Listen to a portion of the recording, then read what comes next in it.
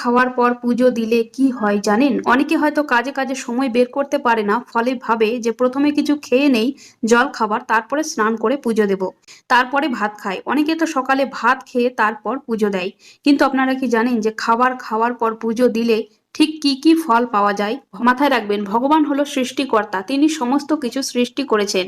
তিনি পিতা মাতার সমান। যেমন পিতা মাতাকে খেতে না দিয়ে নিজে আগে খেলে সেটা শোভা পায় না, ঠিক তেমনই ভগবানকে প্রথমে ভোগ না দিয়ে, পুজো না দিয়ে নিজে কখনোই অন্ন বা খাবার গ্রহণ করা উচিত না।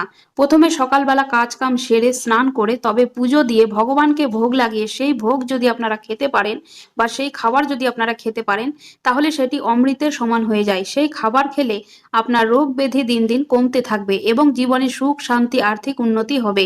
সাথে সাথে শত্রুরা দমন হবে। আপনারা বিশ্বাস যদি না হয় তাহলে লাগাতার 1 মাস এই নিয়মটি করে দেখুন।